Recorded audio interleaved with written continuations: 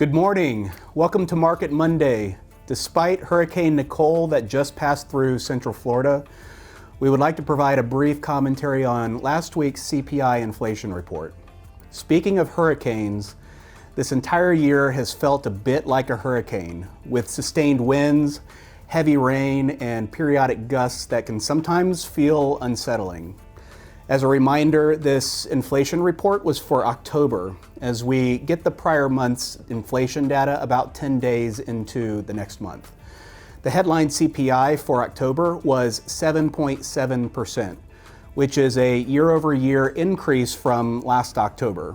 The market welcomed this news as the reading of 7.7 was down from 8.2 last month and down from a peak of 8.9 in June. The hot August and September CPI prints restarted the clock on gathering a string of sequential moderations in inflation. But with October's print, the tone changed. And of course, it wasn't just the inflation report the market celebrated, but the Fed's likely response to it, which could potentially be slower hikes or even an outright pause, with continued evidence that the inflation dragon has been slain.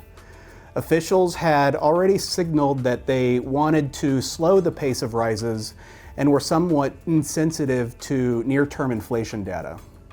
Fed officials have signaled that they would prefer to see evidence that inflation is moderating before they pause rate rises. And the market sensed this report, and they thought it was a big step in giving the Fed the evidence that it needed. Also importantly, month-over-month headline inflation, typically considered a shorter-term measure of inflation, was up only 0.4% in October. With all this inflation talk about CPI, we should note the Fed's preferred measure of inflation is actually called PCE, Personal Consumption Expenditures.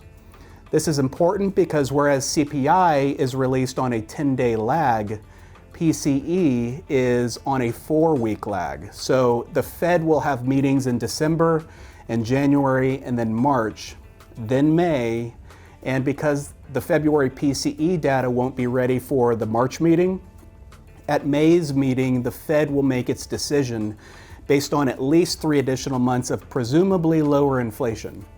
So it would be reasonable to expect a lot of the inflation of 2021 and 2022 to have subsided, offering clear evidence for a Fed pause if it hasn't already happened by then. All right, what else? Seasonality. Not only are we in what has historically been the best 6 months for stocks, meaning November through April, but we're also in the best part of the 4-year presidential cycle for stocks. This red line is the S&P 500 for this year through November 4th. The blue line is the historical path across an entire 4-year presidential cycle. Despite the challenging year, it does appear, at least historically speaking, that the worst is behind us. And considering that the 1-year return following mid-year elections has never been down in the last 50 years, we do believe there is a reason for optimism on the horizon.